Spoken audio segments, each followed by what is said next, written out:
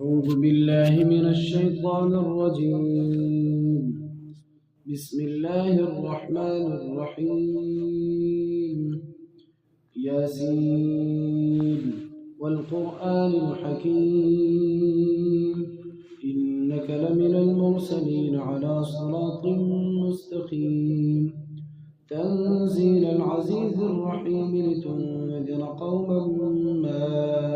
أنذر آباؤهم فهم غافلون لقد حق القول على أكثرهم فهم لا يؤمنون إنا جعلنا في أعناقهم أغلالا فهي إلى الأذقان فهم مقمحون وجعلنا من بين أيديهم سدا ومن خلفهم سدا فأغشيناهم فهم لا يبصرون وسواء عليهم أأنذرتهم أم لم تنذرهم لا يؤمنون إنما تنذر من اتبع الذكر وخشي الرحمن بالغيب فبشره بمغفرة وأجر كريم إنا نحن نحيي الموتى ونكتب ما قدموا وآثارهم وكل شيء أحصيناه في إمام مبين واضرب لهم مثلا أصحاب القرية إذ جاءها المرسلون إذ أرسلنا إليهم اثنين فكذبوهما فعززنا بثالث فقالوا إنا إليكم مرسلون قالوا ما أنتم إلا بشر مثلنا وما أنزل الرحمن من شيء إن أنتم إلا تكذبون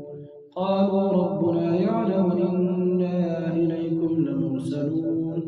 وما علينا إلا البلاغ المبين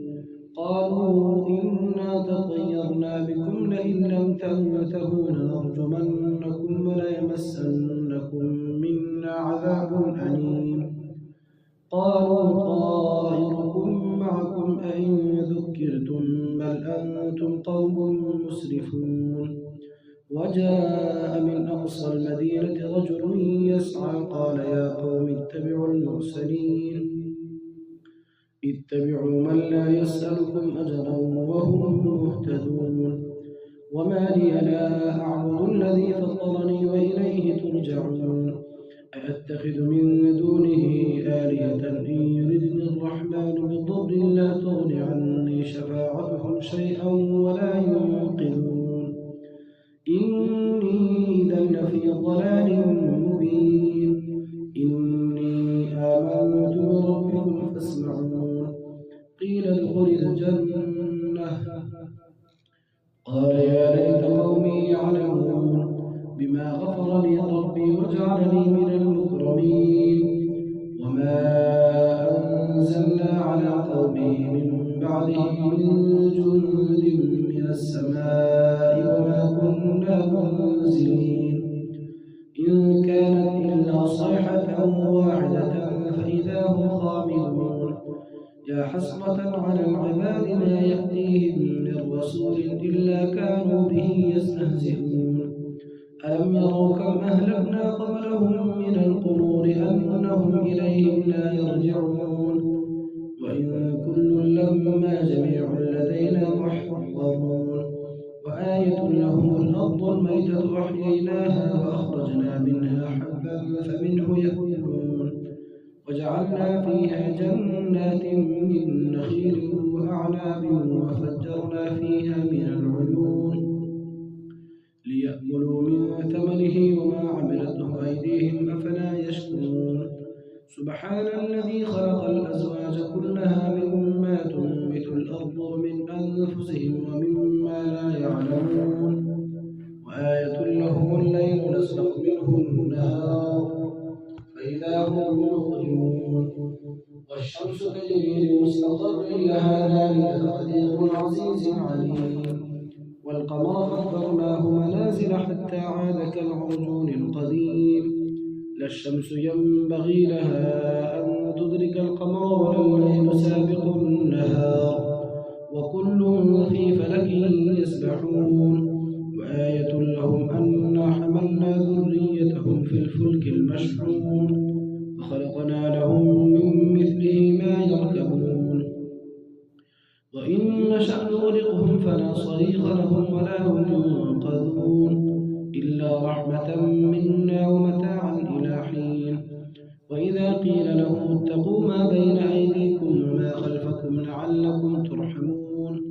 وما تأتيهم من آية من آيات ربهم إلا كانوا عنها معرضين وإذا قيل لهم أنفقوا مما رزقكم الله قال الذين كفروا للذين آمنوا أنطعم من لو يشاء الله أطعمه إن أنتم إلا في ضلال مبين ويقولون متى هذا الوعد إن كنتم صادقين